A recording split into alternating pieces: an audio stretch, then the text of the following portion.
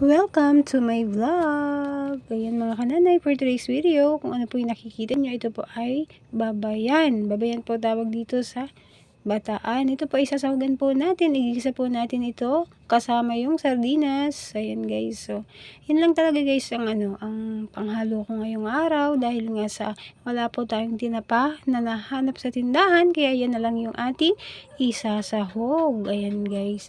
Siyempre, una, hugasan muna natin. O, diba? Kasi kahit naman malinis yan, kahit nasa taas naman yan ang puno. Pero kailangan din naman nating malinis muna yung ating lulutuing ulam. O, yan na nga guys, nalinis na natin guys. So, ayan, mag-prepare na tayo ng lulutuan. So, yan na nga guys, kahoy yung gamit namin. Ilagay na natin yung kaldero, kawali, kung ano yung pwede nyong paglutuan. Lagay na natin yung mantika, o, diba?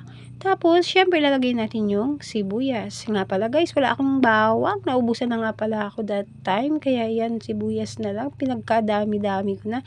So, yun na nga guys, nilagay ko na yung sardinas. So, diba? Binuksan ko, pero may, yan, easy open can pala yan. So, yun na nga guys, nilagay ko na yung sardinas. Nilagyan ko ng konting sabaw para naman pagka naluto ay may sabaw siya. Tapos, nung kumulo na siya, ay nilagay ko na yung, dahan-dahan ko nang nilagay yung babayan. So, ayan na nga guys, ihalo-halo natin ng konti para naman kahit papano ay yung nasa ilalim ay malagyan naman yung sa ibabaw ng yung sahog niya. So, ayan na nga guys, hinalo-halo ko na, ipinaikot-ikot ko rin naman siya. So, ayan na nga guys, natatakam na talaga ako niyan dahil matagal-tagal na rin ako hindi na naman nakakatikim ng babayan. So, ayan na nga guys, tinakpan ko muna. And nilagyan ko ng magic sarap para naman makita natin at malaman yung tunay na sarap ng babayan. Ayan na nga guys, konti lang nilagay ko. And nilagyan ko ng iodize, konti lang din ng iodize kasi yan namang sobra ay nakakasama. So, ayan, charan! O, diba?